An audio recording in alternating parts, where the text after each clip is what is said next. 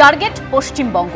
এবার 50% বেশি ভোট পেতে চলেছে বিজেপি বলে হুঙ্কার দিলেন অমিত শাহ। পাল্টা উত্তর দিয়েছেন অভিষেক বন্দ্যোপাধ্যায়।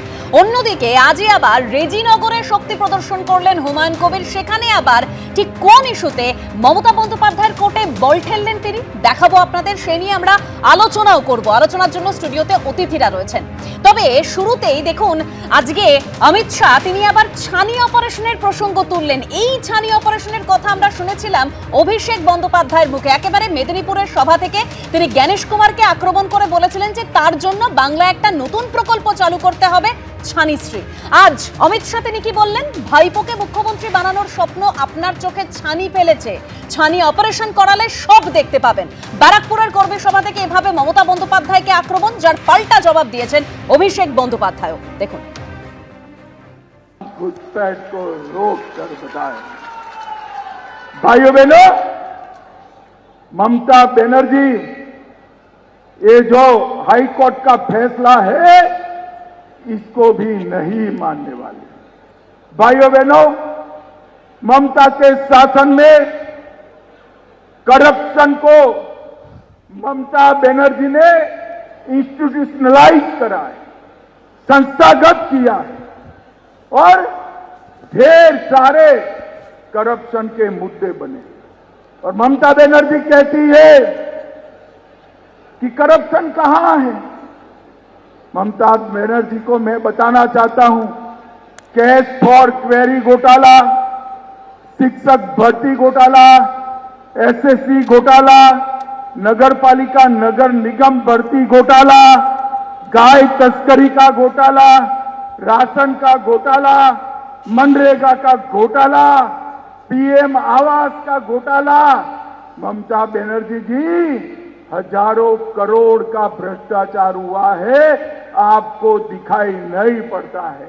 ममता जी, इसलिए दिखाई नहीं पड़ता है, भतीजे की मोह का, भतीजे को मुख्यमंत्री बनाने का मोतियाबिंब आपकी आंखों पर हुआ है।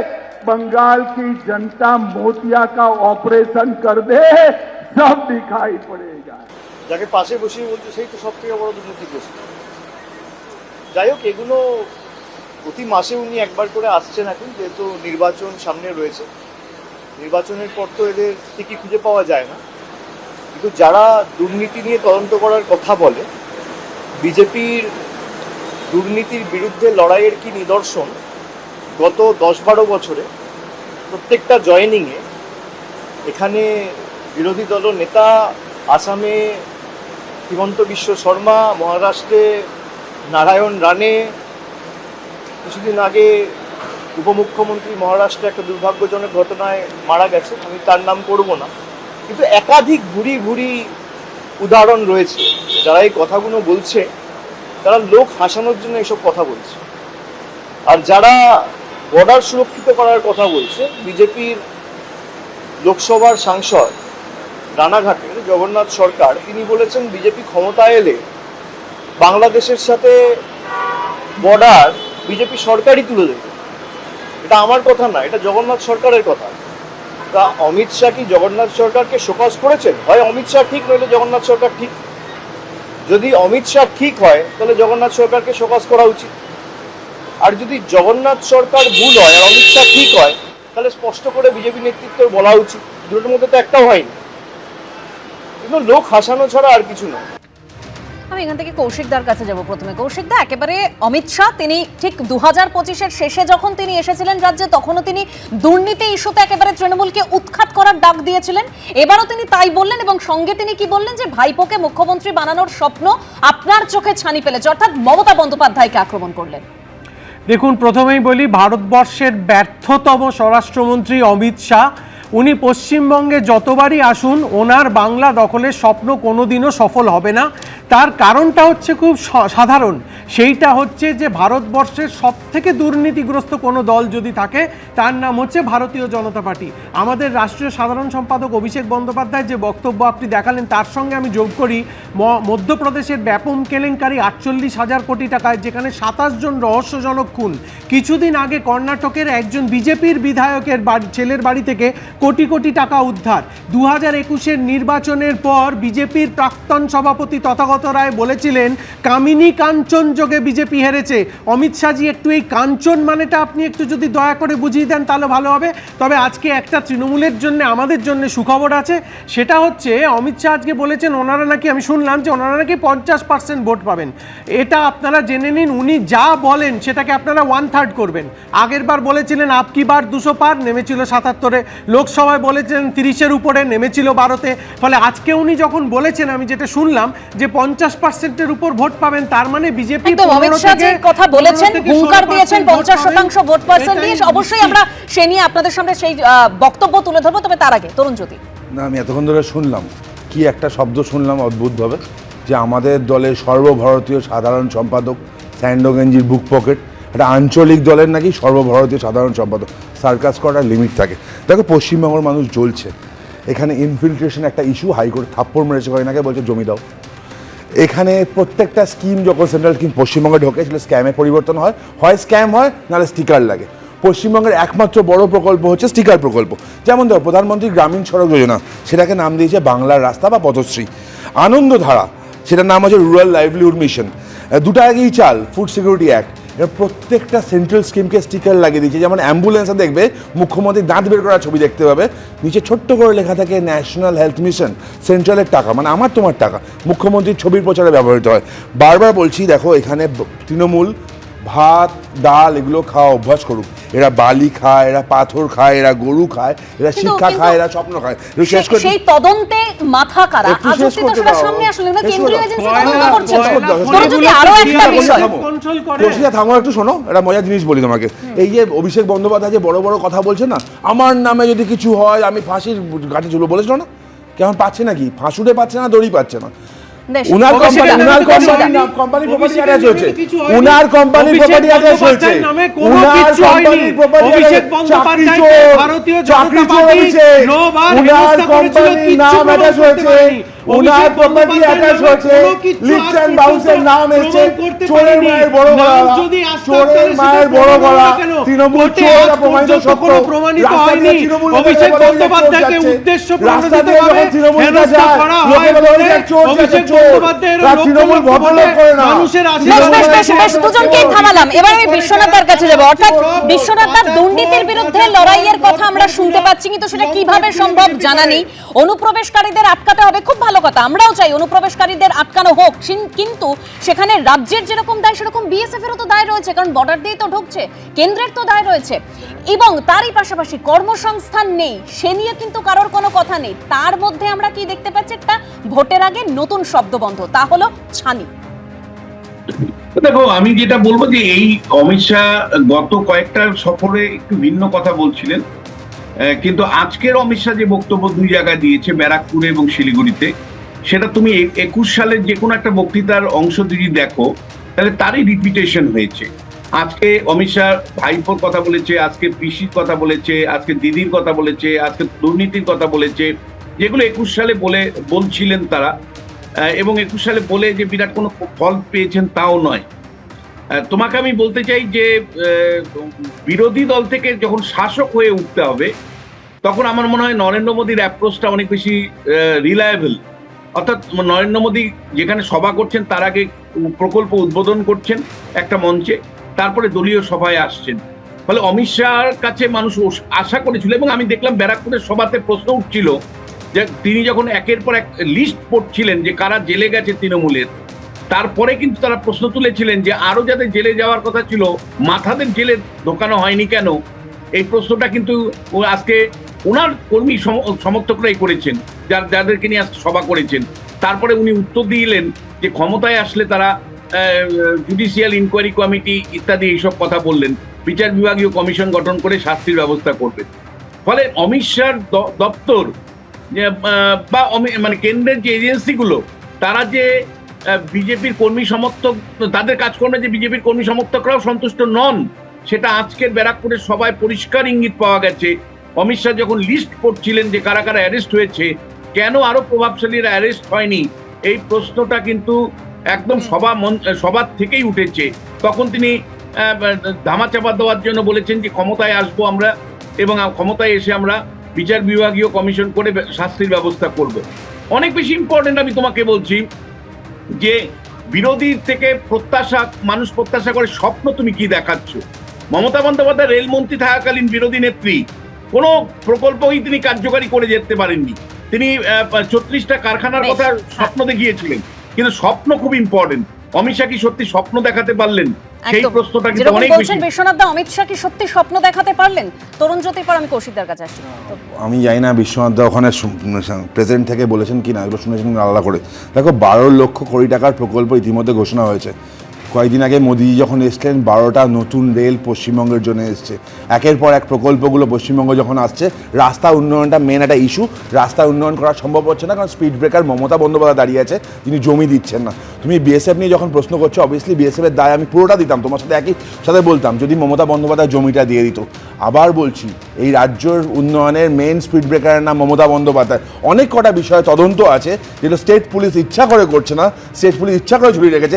সিবিআইয়ের কাছে আজকে জেনারেল কনসার্ন নেই পশ্চিমবঙ্গে, কারণ মমতা বন্দ্যোপাধ্যায় তদন্ত করতে দিতে চায় না, বারবার ঝামেলা করতে। আমরা ঘুগনিকন্যা, অগ্নিকন্যা ছিল, ঘুগনিকন্যা হলো, পরে ফাইল চোর দেখলাম। কোন রাজ্যের মুখ্যমন্ত্রী ফাইল চোর বলো তো? ফাইল চোর মুখ্যমন্ত্রী, আমাদের ফাইল ইডি চুরি করতে গেছিল, আমরা আটকেছি।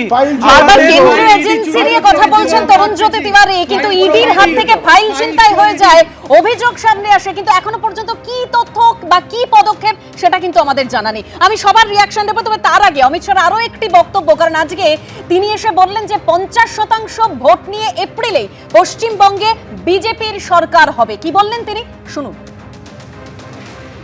ममता दीदी, जब प्रभु श्री राम ने राम सेतु बनाया, तब रावण ऐसा ही मानता था कि इस प्रकार से मुझे कोई हरा सकता है क्या।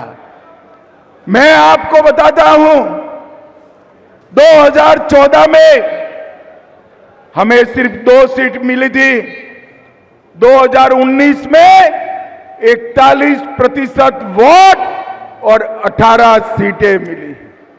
2024 में 39% वोट मिला है और 2021 की विधानसभा में 38% वोट और 77 सीटें लेकर शुभेंदु अधिकारी हमारे विपक्ष के नेता बने हुए, विपक्ष के नेता। ममता दीदी, अब हमें तो 38% से 45% का जंप लगाना है।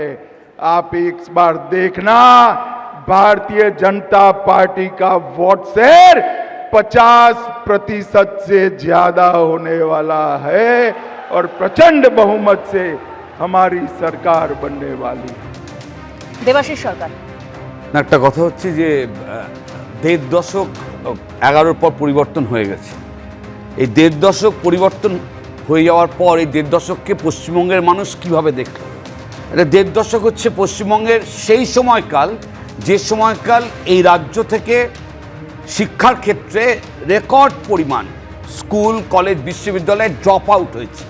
এই 1.5 দশক সময়কালে এই রাজ্যের মানুষ দেখেছে যে পরিমাণ আসন সংখ্যা তার 3-এর 1 ভাগ ভর্তি হচ্ছে শিক্ষাক্ষেত্রের চেহারা। এই 1.5 দশক সময়কালে এই রাজ্যের মানুষ দেখেছে রেকর্ড পরিমাণ শিল্পে বন্ধা চলছে। শিক্ষিত ছেলেমেয়েরা পড়াশুনো করবার পর এই রাজ্যে কাজ পায় না, তারা চলে যাচ্ছে অন্য রাজ্যে। আর যারা ড্রপ আউট ছাত্রছাত্রী তারা পরিযায়ী শ্রমিক হিসেবে অন্য রাজ্যে চলে যাচ্ছে কাজ করতে। এইটা হচ্ছে 1.5 দশকের চেহারা। অর্থনীতির দিক থেকে রেকর্ড তৈরি করেছে ধার তৈরিতে। ধারের যে সুদ, সেটা আরবিআই তথ্য, এখানে কোনো তৃণমূল, বিজেপি, কংগ্রেস, বাম এসব না। আরবিআই তথ্য বলছে ভারতবর্ষে 10টা রেটেড স্টেট, পশ্চিমবঙ্গ টপার। মোট যে বাজেট প্রভিশন তার যত শতাংশ টাকা লোন হিসেবে তার সুদ চলে যাচ্ছে। একটা কথা, আর এই 1.5 দশক, 1 মিনিট কৌশিক, 1 মিনিট, এই 1.5 দশক হচ্ছে সেই সময়কাল যে সময়কালে এই রাজ্য কালিমা লিপ্ত হয়েছে। এটা ভুল কথা বলছেন, এটা ভুল কথা বলছেন, সম্পূর্ণরূপে ভুল কথা বলছেন। এবার আমাকে বলতে দিন, আমাকে বলতে দেওয়া হচ্ছে। এই 1.5 দশকে 2.38 কোটি মহিলা লক্ষ্মীর ভান্ডার পেয়েছেন। এই 1.5 দশকের মধ্যে 2.82 কোটি মানুষ মাঝারি ও কৃষি ঋণের মধ্যে এমএসএমই সেক্টরে নরেন্দ্র মোদী সরকার। বেশ বেশ, আমি এখান থেকে একটু শীর্ষেন্দুদার কাছে যাব। শীর্ষেন্দুদা, বারবার সেই দুর্নীতির প্রসঙ্গ ওঠে, আমরা এটা বুঝতে পারি না, তদন্ত হয় কিন্তু মাথা পর্যন্ত তো পৌঁছানো যায় না। বাঙালি চায় নিঃশ্বাস নিতে, কোনো অপারেশন চায় না, সে ছানি অপারেশনই বলুন আর হাত পা ভাঙা অপারেশনই বলুন। বাঙালি চায় সকাল থেকে সন্ধ্যাবেলা আতঙ্কে না ভুগে সাধারণ মানুষ, সাধারণ নাগরিকের মতো দিনের পর দিন একভাবে চলতে, জগৎ সভা 1 নম্বর হতে, খাদ্য, বস্ত্র, বাসস্থান, শিক্ষা, স্বাস্থ্য, কর্মসংস্থান প্রত্যেকটা জায়গায় দুর্নীতি হয়েছে। কেন হবে? সমাজের আমরা মেরুদণ্ড বলি শিক্ষককে, সেই শিক্ষকের মেরুদণ্ড শিক্ষায় এইগুলো দেখতে হবে প্রত্যেকটা জায়গায়।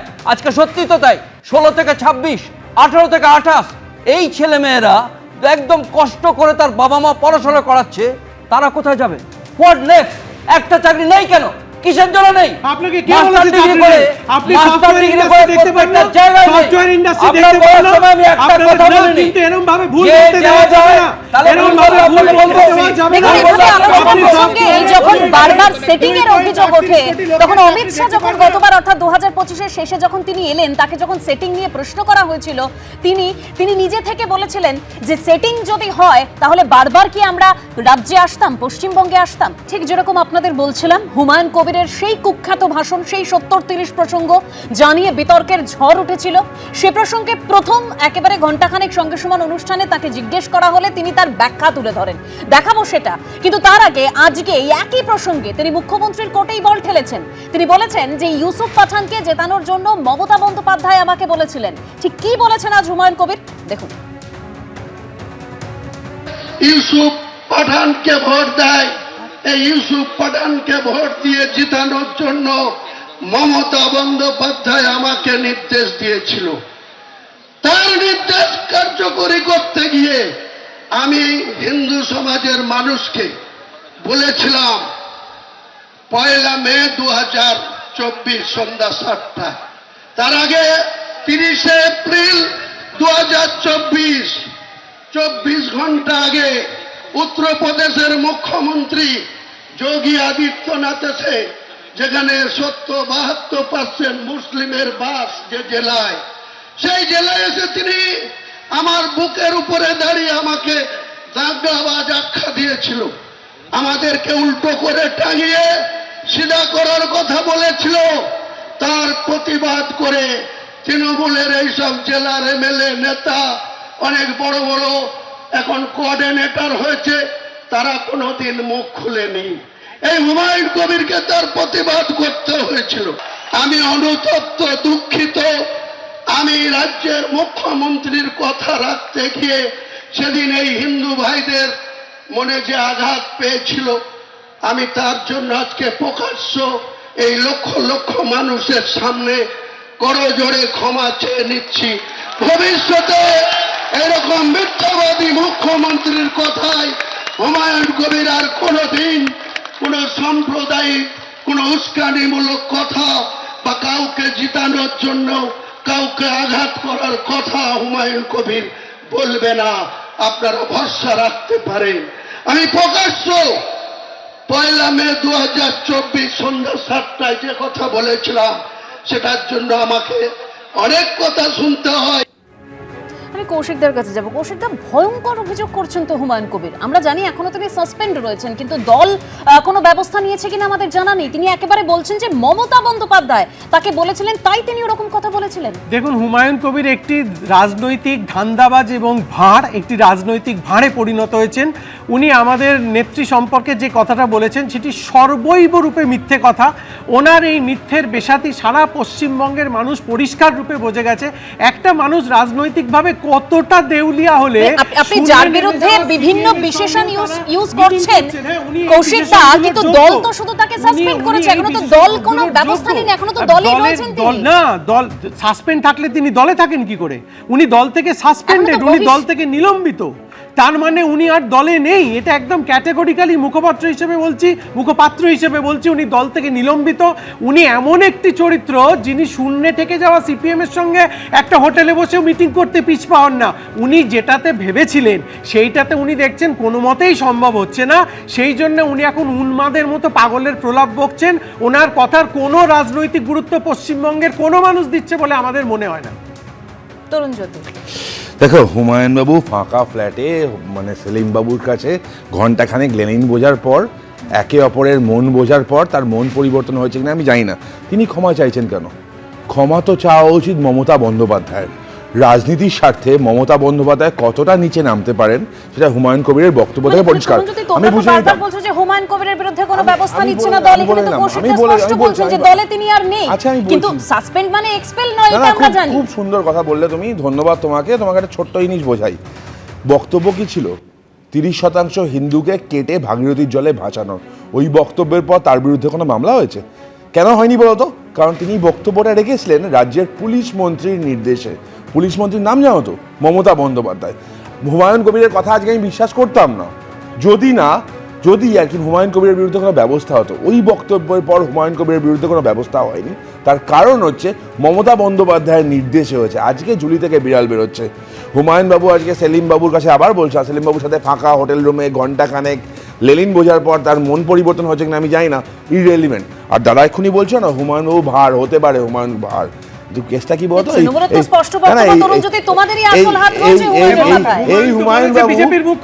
হুমায়ুন বাবু হচ্ছে এমএলএ, কৌশিক দাস শুধুমাত্র একজন মুখপাত্র। কে কতটা যোগ্য ছিল এটা বোঝা যাচ্ছে। উনি দলের এমএলএ হয়েছেন টিকিট পেয়ে, কৌশিক দাস সামান্য একজন মুখপাত্র। কে ভার? কার প্রয়োজনীয়তা বেশি? কার প্রয়োজনীয়তা বেশি?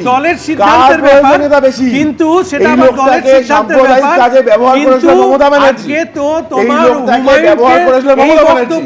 হিন্দুদের বিরুদ্ধে অত্যাচার করে মমতা বন্দ্যোপাধ্যায়ের কীর্তির জন্য ভগবান মমতা বন্দ্যোপাধ্যায়কে ক্ষমা করতে পারে, সাধারণ হিন্দুরা করবে না। বেশ, দেখুন হুমায়ুন কবির ঠিক একই প্রসঙ্গে, অর্থাৎ তার সেই 70-30 মন্তব্য প্রসঙ্গে প্রথমবার ঘণ্টাখানেক সঙ্গে সমান অনুষ্ঠানে ঠিক কি ব্যাখ্যা দিয়েছিলেন তিনি, শোনাবো এবার।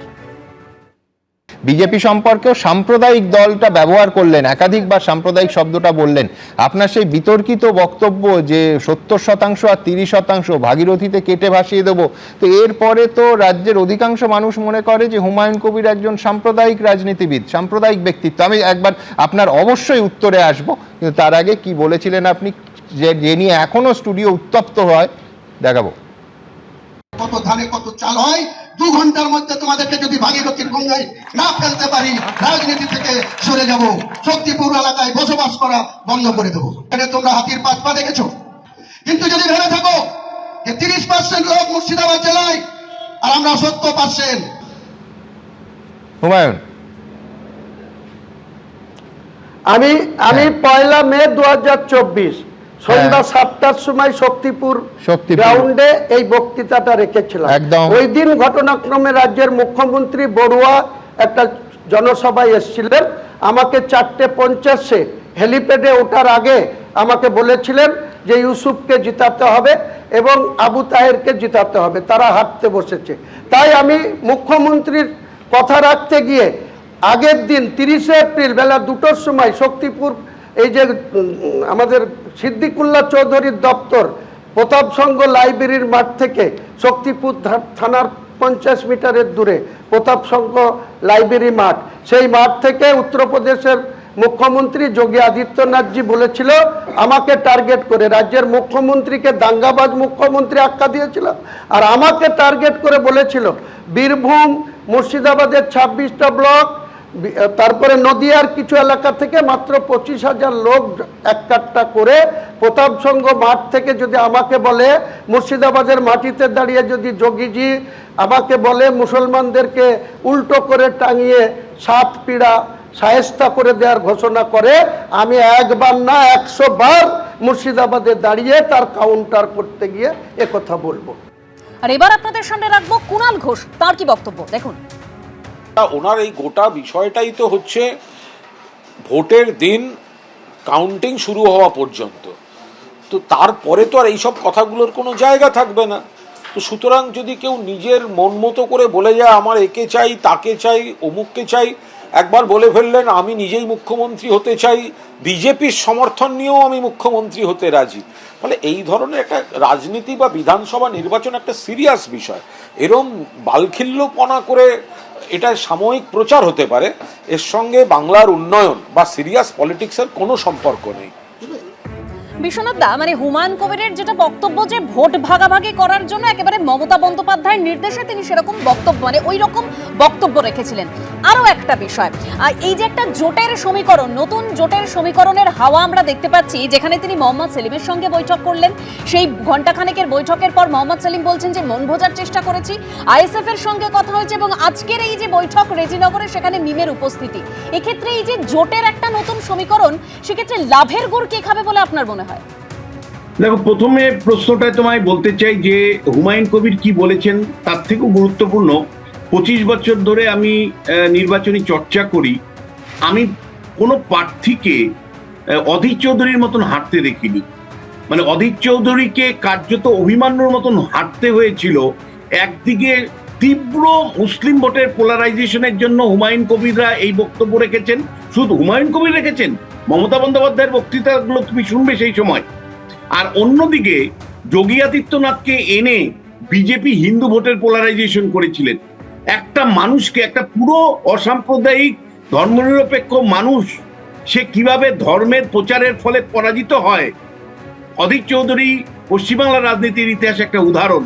আমি অবাক হয়ে গেছিলাম সেই সময় যে সবার শুরুতেই মানে ইউসুফ পাঠানকে দাঁড় করিয়ে দিয়ে আইপ্যাকের টিমের লোকজনের অ্যারেঞ্জমেন্টে বলা হতো যে আপনারা 65% এতদিন পর্যন্ত হিন্দুদের জিতিয়েছেন, এবার আপনাদের প্রার্থী এনেছি। গুজরাট থেকে সেই প্রার্থী ইউসুফ পাঠান মুসলমান প্রার্থী এনে, এবং তিনি 5 বার নমাজ পড়েন, ইয়েতে হজ করে এসছেন। এইসব কথা বলে কিভাবে পোলারাইজেশন করা হয়েছিল সেই সময় আমি নিজে দেখেছি। ফলে আমি কারো কথা বিশ্বাস করব না। ফলে একটা মানুষকে কিভাবে পরাজিত করা হয়েছে মমতা বন্দ্যোপাধ্যায়ের নেতৃত্বে, মানে পুরো পোলারাইজেশন করে, আর আরেকদিকে যোগী আদিত্যনাথের নেতৃত্বে, সেটা আমি নিজে সাক্ষী। দ্বিতীয় বিষয় বলবো, দেখো হুমায়ুন কবির একটা সম্ভাব্য জায়গা তৈরি করবার চেষ্টা করছেন। সেটা হলো যে পশ্চিমবাংলার মধ্যবিত্ত মুসলমান সমাজের মধ্যে একটা ক্ষোভ বিক্ষোভ আছে যে বারবার তারা মেইন স্ট্রিম পলিটিক্যাল পার্টির দ্বারা প্রতারিত হচ্ছেন। তাদেরকে শিক্ষা, স্বাস্থ্য, কর্মসংস্থানের যতটা উন্নতি ঘটানো দরকার সেটা ঘটছে না। ফলে এই মুসলিম সমাজের একটা প্রত্যাশা যে তারা তাদের মতন করে লিডারশিপ বা ভাগিদারিত্ব চাইছেন। ফলে সেই জায়গা থেকে হুমায়ুন কবির তিনি মিমকে সঙ্গে নিতে চাইছেন, তিনি আইএসএফ কে সঙ্গে নিতে চাইছেন, এবং বামপন্থীরা যদি চায় তাদেরকে সঙ্গে নিয়েও একটা মহাজোট করতে চাইছেন। দেখো, এখনো এগুলো আলোচনার স্তরে আছে।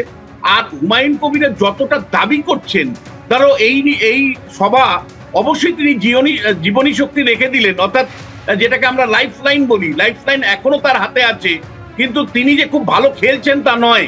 তার কারণটা হলো যতটা উন্মাদনা আমরা বাবরি মসজিদের উদ্বোধন বা শিলান্যাসের দিন দেখতে পেয়েছিলাম, তারপরে তার পার্টির জন্মদিন বা আজকে কিন্তু সেই উন্মাদনা ছিল না। আজকে উনি 10 লক্ষ লোক, আমি মানছি যে রাজনৈতিক নেতারা বড় করে সংখ্যা বলেন, অন্তত 1 লক্ষ লোক জড়ো করার কথা ছিল, কিন্তু সেটা কিন্তু আমি সংখ্যাটা জেনে নিয়েছি 20,000 লোক এসছিল। তাহলে 1 লক্ষ লোকও হলো না। তাহলে কিন্তু যে বিরাট উন্মাদনা তৈরি হয়ে গেছে, বিরাট ভাবে মানে পরিবর্তন হয়ে যাবে, এমন কিন্তু আমি মানে এখনো বলার মতন নেই। তবে তাই বলে তার লাইফ লাইন শেষ হয়ে গেছে, মানে হুমায়ুন ফ্যাক্টর শেষ হয়ে গেছে, সেটাও আমি মনে করি না। ফলে হুমায়ুন আগামী দিনে মিমকে কিভাবে সঙ্গে নিতে পারছেন, আপনি ঠিক যেরকম বলছিলেন যে হুমায়ুন কবির আগামী দিনে মিমকে কিভাবে সঙ্গে নেবে, এবং হুমায়ুন কবিরের এই যে ভোটের লড়াই, সেখানে কার লাভ কার ক্ষতি সেটা সময় বলবে। কিন্তু এরই মধ্যে অমিত শাহ তিনি যে আজকে কর্মী সভা করলেন, সেখানে তৃণমূলকে একের পর এক ইস্যুতে আক্রমণ করেছেন, এবং তৃণমূল সরকার রাজ্যকে যে কতটা পিছিয়ে দিয়েছে সে কথা তিনি বলতে গিয়ে তিনি বলছেন আপনার চেয়ে তো কমিউনিস্ট পার্টিও ভালো ছিল। কি বলেছেন তিনি, শুনুন। करीब करीब 4.5 दशक से बंगाल पिछड़ता गया, पिछड़ता गया, पिछड़ता गया। पहले कम्युनिस्ट पार्टी, इन्होंने बंगाल को पीछे ला जाने में कोई कसर नहीं छोड़ी। और फिर ममता जी आई,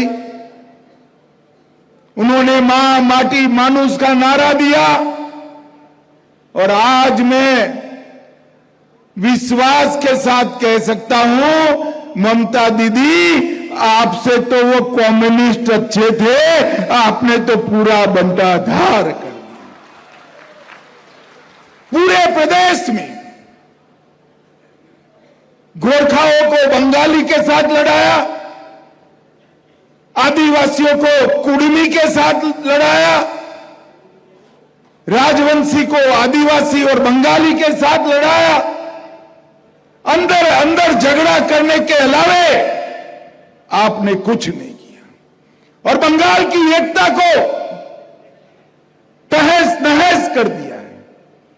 मैं आज इस उत्तर बंग की भूमि पर कहकर जाता हूं कि ममता दीदी आपका समय समाप्त हो गया है और अब नरेंद्र मोदी जी के नेतृत्व में विवेकानंद जी और रविंद्रनाथ ठाकुर जी की कल्पना का सोनार बांग्ला का निर्माण होने वाला है। দেবাশিস সরকার উনি হয়তো ওনার জায়গা থেকে ভারতবর্ষের গুরুত্বপূর্ণ রাজনৈতিক ব্যক্তিত্ব কোনো কথা বলেন, কিন্তু আমার তো ওখানে ঢোকার দরকার নেই। মূল কথাটা হচ্ছে 11 পরবর্তী অবস্থায় আমাদের রাজ্যের রাজনীতিটা একেবারেই পরিচিতি সত্তার রাজনীতির জায়গায় সীমাবদ্ধ করা হয়েছে এবং সেটা নিশ্চিতভাবে আরএসএস দুটো দক্ষিণপন্থী দলের একটা প্রয়োগ পদ্ধতি পশ্চিমবঙ্গে চালাচ্ছে, নিশ্চিতভাবে চালাতে পারে। এটার মধ্যে কারো কোনো, এটা জাস্ট একটা পলিটিক্যাল ডেমোক্রেটিক এক্সারসাইজ। কিন্তু এর মধ্যে যেটা ক্ষতি হচ্ছে সেই ক্ষতির কথা কিন্তু যে কেউ রাজনীতি করতে আসলে এই রাজ্যে তিনি বলবেন, তিনি অবশ্যই বলবেন রেকর্ড বেকারির কথা, তিনি অবশ্যই 2011 সাথে তার পরবর্তী অবস্থার সময়কাল। আমার বক্তব্য না, ভারত সরকার, রাজ্য সরকার, আরবিআই পোর্টালে সব বের করলে প্রতিটি অর্থনীতির সূচকে এই রাজ্য কিভাবে কতটা পিছিয়ে পড়েছে আর কালিমা লিপ্ত হয়েছে। বারে বারে দুর্নীতি দুর্নীতি দুর্নীতি। একটা রাজ্য দুটো বিষয়কে কেন্দ্র করে গত 1.5 দশক রাজনীতি করছে, একটা হচ্ছে পরিচিতি সত্তার রাজনীতি আর আরেকটা হচ্ছে দুর্নীতিকে কেন্দ্র করে ইডি সিবিআইয়ের একটা খেলা রাজনীতি। আর সেই কারণে খেলা এই কারণে আমরা তো কখনো বানানি মামলা হতে দেখছি না, একদম নির্দিষ্টভাবে ঘাড় কাঁধ মাথা এসব আলোচনা হচ্ছে, কিন্তু কখনো কেন্দ্রের এই জোরালো সংস্থাগুলো, যে সংস্থাগুলোর মন্ত্রিত্বের দায়িত্বে গুরুত্বপূর্ণ মানুষজন কেন্দ্রে রয়েছেন, সেই সংস্থাগুলো কিন্তু এই 1.5 দশকে একটাও দুর্নীতির মাথায় পৌঁছতে পারে না। এই কারণে কিন্তু সাধারণ মানুষের পারসেপশন নয়, এখন তারা বোঝেন যে আরএসএস পরিষ্কারভাবে, আরএসএস খারাপ নয়, অত্যন্ত গুরুত্বপূর্ণ ভারতবর্ষের একটা রাজনীতির চর্চার, ধর্মীয় বিশ্বাসের জায়গা, দর্শনের জায়গা। আমি এটাকে কখনো সমালোচনার জায়গা থেকে কথা বলছি না, কিন্তু তারা দুটো দক্ষিণপন্থী দল, মানে গোয়াতে গেছিল, কাটুয়ানা ভোটকাটো সব আলোচনা করতে যায় না, ত্রিপুরায় গেছিল, আঞ্চলিক দল, সেই দুটো, একটা আঞ্চলিক দল, একটা রাজ্য দেশের দল, দুটো দক্ষিণপন্থী দলের মধ্যে একটা বাইনারি তৈরি করে রাজনীতি করছে। দুর্নীতি ছাড়া এই রাজ্যে রাজনীতির আলোচনায় আমরা 1.5 দশকে কোনো বিষয়কে আনতে পারলাম না। আমরা আনতে পারলাম না যে শিক্ষিত ছেলেমেয়েরা কেন এই রাজ্যে থাকতে পারছে না, সমস্ত ছেলেমেয়েরা কেন এই রাজ্যের বাইরে বেরিয়ে চলে যাচ্ছে, শিক্ষাক্ষেত্রে কেন এরকম অবস্থা। প্রথম কথা হচ্ছে যে আমি অধ্যাপককে জিজ্ঞাসা করতে চাই যে ভারতবর্ষের গড় জাতীয় আয় এবং পশ্চিমবঙ্গের জাতীয় আয়ের মধ্যে কোনটা বেশি? কেবল একটা প্রশ্নের উত্তর দিন, আপনি কেবল একটা প্রশ্নের উত্তর দিন। ভারতবর্ষের গড় জাতীয় আয়, আজ পশ্চিমবঙ্গের মানুষের গড় জাতীয় আয় ভারতবর্ষের গড় জাতীয় আয় থেকে বেশি। কৌশিকদার বক্তব্যটা শুনে নিন। কৌশিকদা, আপনি বারবার অঙ্কের হিসাব চাইছেন। আজকে কিন্তু আপনাকে দেখুন বলতে দিন, আপনি তো নিজেকে আর নিরপেক্ষ রাখছেন না, আপনি তো নিরপেক্ষ রাখছেন না। তাহলে মুখোশের আড়ালে কেন? মুখোশটা খুলে লড়াই করুন, কেন মুখোশের আড়ালে করছেন? আমাকে সজ্জালিকা বলতে দিচ্ছেন, আপনি কেন ইন্টারাপ্ট করছেন? আপনার সময় তো ইন্টারাপ্ট করিনি, আপনার সাথে তাহলে বলতে দিন। ভারতবর্ষের গড় জাতীয় আয় পশ্চিমবঙ্গের গড় জাতীয় আয়ের থেকে কম, হ্যাঁ কি না জবাব দিন। জবাব দিন, আপনি জবাব দিন। যেখানে হচ্ছে আপনি হ্যাঁ জিএসডিপি, পশ্চিমবঙ্গের জিএসডিপি ভারতবর্ষের জিএসডিপি থেকে বেশি। আপনি পর 2021 বেশ প্রতিবেশী আসবো, কিন্তু কৌশিকদা একটা কথা বলুন, আপনি গড় আয় সমস্ত অঙ্কের হিসেব জানতে চাইছেন, কিন্তু কৌশিকদা একটা বিষয়, যখন মেধাবী ছেলেমেয়েরা যখন বাইরে চলে যায়, যে কোনো ছেলেমেয়েরা চাকরির জন্য, কর্মসংস্থানের জন্য তাদেরকে প্রতিবেশী দেশে চলে যেতে হচ্ছে, রাজ্যে চলে যেতে হচ্ছে, কৌশিকদা সেটা তো দেখতে হবে। তার পাশাপাশি আপনি দেখুন দুর্নীতির জন্য শুধুমাত্র 26,000 চাকরি চলে যায় এ রাজ্যে। আজকে আমরা বারবার যেটা বলতে চাইছি যে যেখানে যেখানে দুর্নীতির ইস্যু এসছে, তাদের মধ্যে তৃণমূলের যারা যারা জড়িত ছিল, দল সঙ্গে সঙ্গে তাদের বিরুদ্ধে ব্যবস্থা নিচ্ছে। একটা এরকম এক্সাম্পল দেখাতে পারবেন না যেখানে আমাদের দল ব্যবস্থা নেই। যখন দুর্নীতি হয়েছে দিনের পর দিন, তাহলে আমরা ভোট চেয়েছি, মানুষ আমাদের ভোটে জিতিয়েছে। কৌশিক এতগুলো কথা বললেন, তো আমি বলছি সৌভাগ্যবশত বা দুর্ভাগ্যবশত কৌশিকদা মানুষ ভোটে জিতিয়েছে বলেই সবকিছু মাপ হয়ে যায় না, কারণ দুর্নীতি যখন হয়েছে দিনের পর দিন, তখন তারা কিছু দেখেনি, শীর্ষ নেতৃত্ব দেখেনি। গণতন্ত্রের দুর্নীতির বিচার টিভি স্টুডিওতে হবে না। ভোটে জেতা মানেই সবকিছু মুক্ত নয়। দুর্নীতির জন্য আপনি এখনো জলজ্যান্ত অধিকার, জলজ্যান্ত জায়গা, 26,000 চাকরি চলে গেছে। বেশ আমি সবাইকে থামালাম। বিশ্বনাথ চক্রবর্তী, দেখো মানে কয়েকটা তথ্য আমি দেই যে তৃণমূল আসার আগেও কিন্তু পশ্চিমবাংলার মাথাপিছু আয় ভারতবর্ষের গড় মাথাপিছু আয়ের থেকে বেশি ছিল। তৃণমূল আসার আগেও পশ্চিমবাংলা কৃষিক্ষেত্রে 1 নম্বর ছিল। তৃণমূল আসার আগেও পশ্চিমবাংলায় ভূমি সংস্কার সবচেয়ে বেশি হয়েছিল। তৃণমূল কংগ্রেস আসার আগেই পশ্চিমবাংলা ত্রিস্তরীয় পঞ্চায়েত ব্যবস্থা শক্তিশালীভাবে প্রতিষ্ঠা হয়েছিল। তৃণমূল কংগ্রেস আসার আগে কিন্তু আমাদের স্কুল শিক্ষার বিস্তার, অর্থাৎ মানে প্রতি মানুষের বাড়ির কাছে সবচেয়ে বেশি শিক্ষার বিস্তার পশ্চিমবাংলায় হয়েছিল। ফলে এগুলো সুযোগ, এই সুবিধাগুলো নিয়ে তৃণমূল কংগ্রেস কিন্তু শাসন ক্ষমতায় এসছে। বরঞ্চ এই সময় যেটা হয়েছে 7,200 প্রাইমারি স্কুল বন্ধ হয়ে গেছে। বরঞ্চ এই সময় যেটা হয়েছে বিভিন্ন কলেজ বিশ্ববিদ্যালয়গুলোতে শিক্ষকের অভাব, শিক্ষক নেই। বরঞ্চ এই সময় যেটা হয়েছে সেটা হলো 26,000 শিক্ষক চাকরি হারিয়েছে। এই সময় যেটা হয়েছে সেটা হলো সারের দাম মানে কালোবাজারিতে কৃষকদেরকে কিনতে হচ্ছে। আর কৃষির সহায়ক মূল্য সেটা কেবলমাত্র মধ্যবর্তী যারা মানে কৌশিকদা অনেকগুলো কথা বলেন, আমি পরিষ্কার বলতে যাই, দেখুন মুখ্যমন্ত্রী তো আমারও মুখ্যমন্ত্রী, তিনি যখন বলেন রাজ্যের 9 কোটি মানুষ 2 টাকা কেজি চাল পায়, তিনি যখন বলেন 100 দিনের কাজ যখন চালু ছিল, আমার রাজ্য পরপর 5 বছর 100 দিনের কাজে প্রথম, তখন পশ্চিমবঙ্গের অবস্থা বোঝা যায়। 9 কোটি মানুষ 2 টাকা কেজি চাল পায় মানে 9 কোটি মানুষ বিপিএল তালিকার নিচে। প্রতি বছর রাজ্য 100 দিনের কাজে প্রথম হওয়াটা গর্বের নয়, এটা লজ্জার। তৃণমূল বুঝতে পারে না, রাজ্যে রেগুলার কর্মসংস্থান নেই। তৃণমূল আসার পর কি হয়েছে, স্কুল বন্ধ হয়েছে, এখানে চাকরি পাওয়ার লিস্ট বেরো না, চাকরি যাওয়ার লিস্ট বেরো। তৃণমূল মমতা বন্দ্যোপাধ্যায় বললেন ডবল চাকরি দেবো, করতে পারেননি। 2011 প্রমিস, 6 মাসের মধ্যে শিল্প, আজ পর্যন্ত শিল্প আসেনি, কেন্দ্রীয় হারে দিয়ে আসেনি। পার্শ্ব শিক্ষকদের ক্ষেত্রে বলেছিল তোমাদের মাইনের ব্যবস্থা করব, করেনি।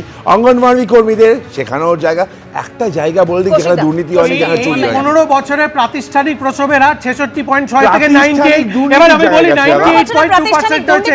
এই 15 বছরে ভারী শিল্প, বড় শিল্প নেই, সেই টাকা চলে যাওয়ার পর এখনো পর্যন্ত যে চাকরির ভরসা কিন্তু সেই সুইগি জোম্যাটো। বেডের সংখ্যা 1 লক্ষ করা হয়েছে। এই 15,000-এ 2.38 কোটি পরিবারকে স্বাস্থ্যসাথী কার্ড দেওয়া হয়েছে। এই 15 বছরে চলবে, কিন্তু আগামীকাল তার মধ্যে বাজেট রয়েছে এবং সেক্ষেত্রে বাংলা কি পেল সেদিকে অবশ্যই আমাদের নজর থাকবে। বারবার রাজ্যে অমিত শাহ আসেন এবং তিনি যেটা একটাই কথা বলেন, দুর্নীতির বিরুদ্ধে লড়াই করতে হবে। কিন্তু সাধারণ মানুষ যেটা চান, অর্থাৎ আপনি যেটা চাই, এই দুর্নীতি যারা করেছে সেই মাথা পর্যন্ত পৌঁছানো, শীর্ষেন্দুদা সেটা কি সম্ভব হবে? এটাই তো মানুষ চায়, সাধারণ মানুষ চায়। গণতন্ত্রের মূল মন্ত্র হচ্ছে সৎ শাসন, সুদক্ষ প্রশাসন, যেটা বাংলায় দেখা যাচ্ছে না বলেই সাধারণ নাগরিকেরা সেটা চাইছে।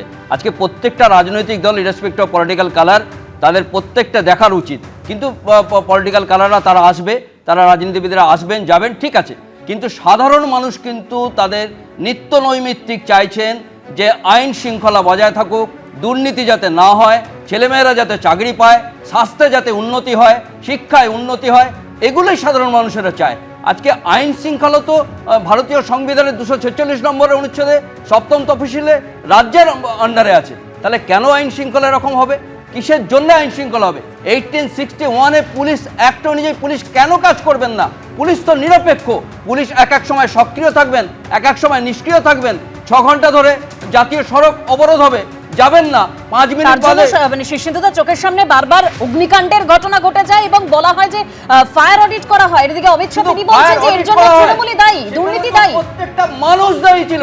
আজকে যেখানে যে দমকলকে পড়ে যাওয়া শুধু নয়, সেখানে যে রিপোর্টগুলো নিয়ে আসার কথা ছিল, যেখানে পৌরপিতা একটা পাতা পড়লে সেটা জানেন, আর সেখানে জানেন না, ওই রকম গুদামে অগ্নিকাণ্ড হয়ে ওয়ান লাইনার দেখুন, এসআইআর এর নামে বিজেপি নির্যাতন কমিশনকে দিয়ে কোটি কোটি বাঙালিকে লাইনে দাঁড় করিয়ে যে যন্ত্রণাটা দিচ্ছে, তার জবাব বাংলা ও বাঙালি আগামী 2 মাসের মধ্যে নির্বাচনে ভয়াবহভাবে দিতে চলেছে। অমিত শাহজি, আপনি যতবার খুশি পশ্চিমবঙ্গে আসুন, কিন্তু ভয়াবহ শোচনীয় পরাজয় আপনাদের জন্য অপেক্ষা করছে।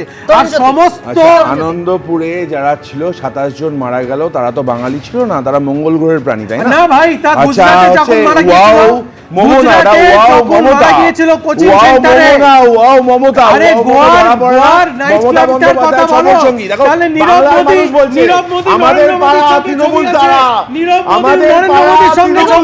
দুর্নীতি ইস্যুতে আমরা আলোচনা করছিলাম, কারণ একের পর এক দুর্নীতি ইস্যুতে আক্রমণ, পাল্টা আক্রমণ চলছে।